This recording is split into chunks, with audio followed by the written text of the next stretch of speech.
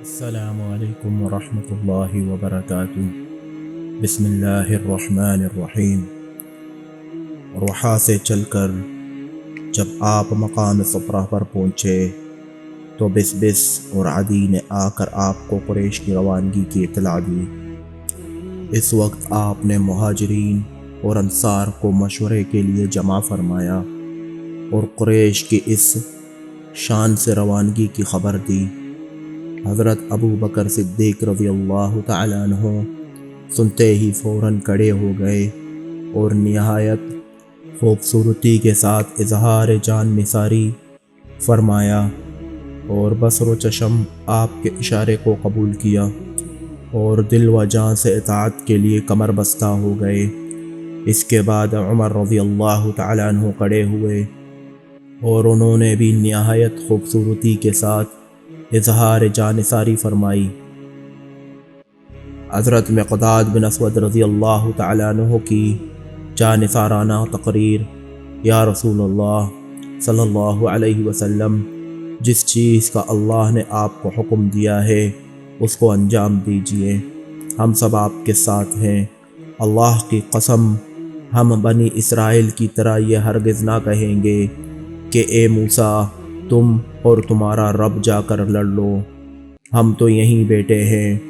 ہم بنی اسرائیل کے خلاف یہ کہیں گے کہ آپ اور آپ کا پروردگار جہاد و قتال کرے، ہم بھی آپ کے ساتھ جہاد و قتال کریں گے۔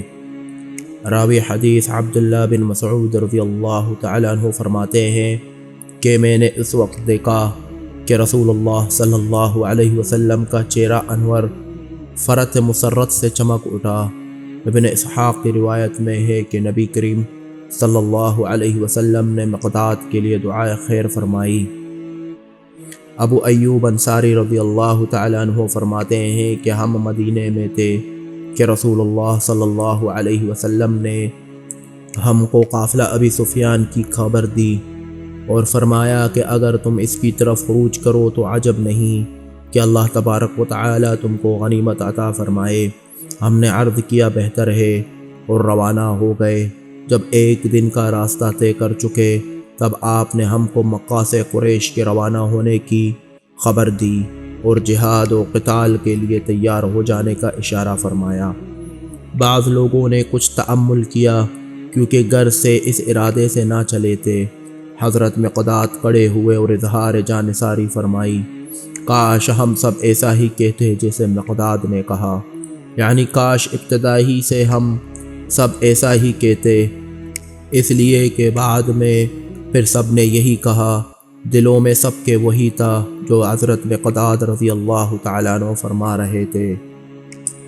رسول اللہ صلی اللہ علیہ وسلم کے سب اصحاب نے متفقہ طور پر یہ کہا کہ یا رسول اللہ، ہم بنی اسرائیل کی طرح نہ کہیں گے، ہم ہر حال میں آپ کے ساتھ ہیں۔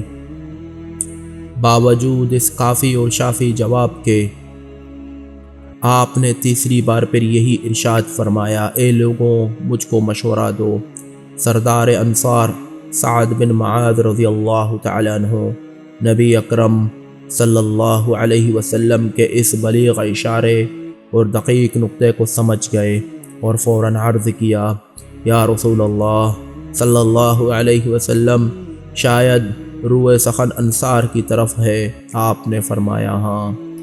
حضرت سعد بن معاذ رضی اللہ تعالیٰ عنہ کی جانثارانہ تقریر: اس پر سعد بن معاذ رضی اللہ تعالیٰ عنہ نے کہا: یا رسول اللہ صلی اللہ علیہ وسلم، ہم آپ پر ایمان لائے اور آپ کی تصدیق کی اور اسے امر کی گواہی دی کہ آپ جو کچھ لائے ہیں وہی حق ہے، اور اطاعت اور جانثاری کے بارے میں ہم آپ کو پختہ عہد اور میثاق دے چکے ہیں۔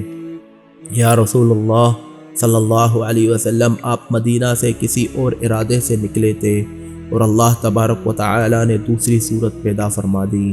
جو منشا مبارک ہو اس پر چلیے اور جس سے چاہیں تعلقات قائم فرمائیں اور جس سے چاہیں تعلقات قطع کریں اور جس سے چاہیں صلح کریں اور جس سے چاہیں دشمنی کریں۔ ہم ہر حال میں آپ کے ساتھ ہیں، ہمارے مال میں سے جس قدر چاہیں لیں اور جس قدر چاہیں ہم کو عطا فرما دیں، اور مال کا جو حصہ آپ لیں گے وہ اس حصے سے زیادہ محبوب اور پسندیدہ ہوگا کہ آپ جو ہمارے پاس چھوڑ دیں گے۔ اور اگر آپ ہم کو برق الغماد جانے کا حکم کر دیں گے تو بالضرور ہم آپ کے ساتھ جائیں گے۔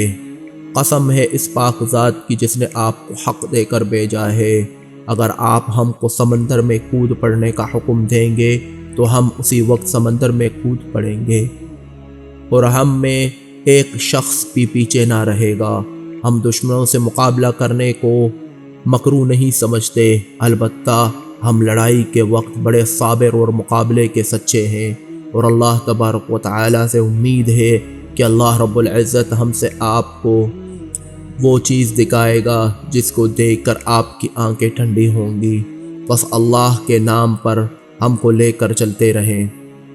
رسول اللہ صلی اللہ علیہ وسلم اپنے اصحاب کے یہ جانثارانہ جوابات سن کر مسرور ہوئے اور فرمایا، اللہ کے نام پر چلو اور تم کو بشارت ہو، اللہ تبارک و تعالی نے مجھ سے یہ وعدہ فرمایا ہے کہ ابو جہل یا ابو سفیان کی جو جماعتوں میں سے کسی ایک جماعت پر ضرور فتح و نصرت عطا کروں گا، اور مجھ کو قوم کفار کے پچاڑے جانے کی جگہیں دکھلائی گئی ہیں، فلاں شخص فلاں جگہ اور فلاں شخص فلاں جگہ پچاڑا جائے گا۔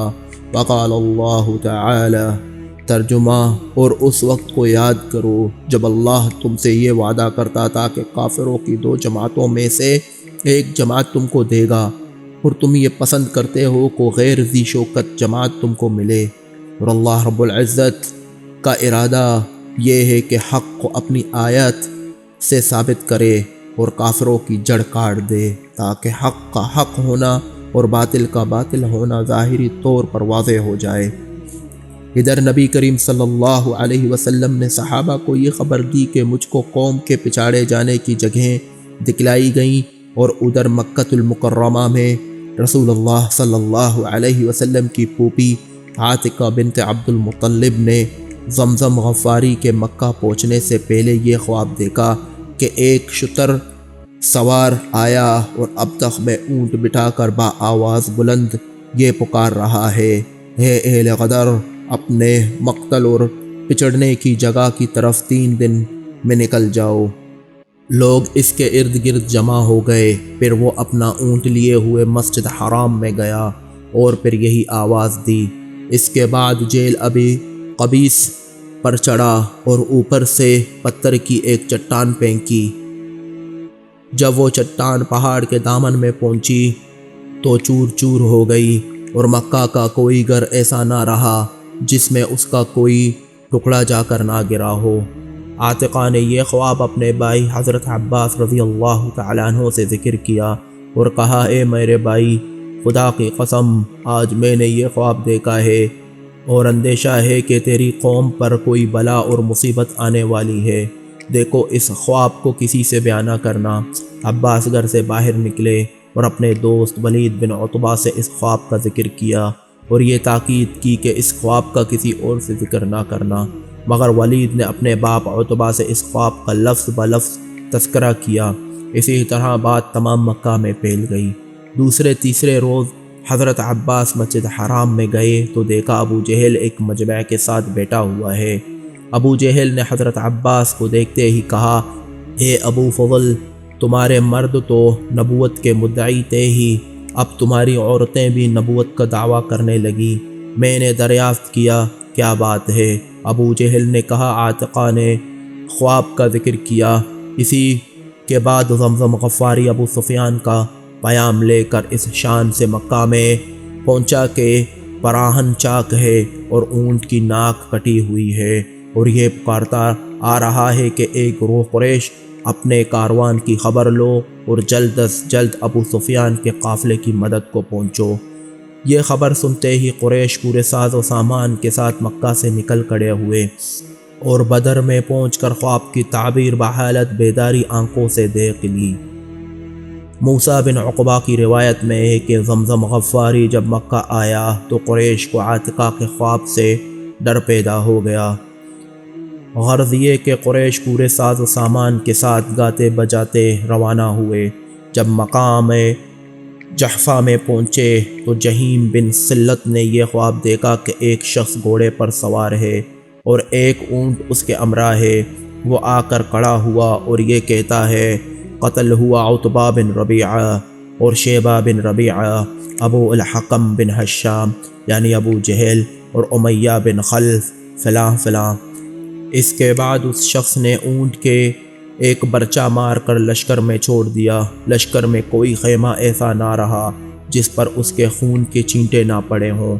ابو جہل کو جب اس خواب کی اطلاع ہوئی تو بہت برہم ہوا اور یہ کہا کہ بنی مطلب میں دوسرا نبی پیدا ہوا ہے، کل کو جب مقابلہ ہوگا تب اس کو معلوم ہو جائے گا کہ جنگ میں ہم میں سے کون قتل ہوگا۔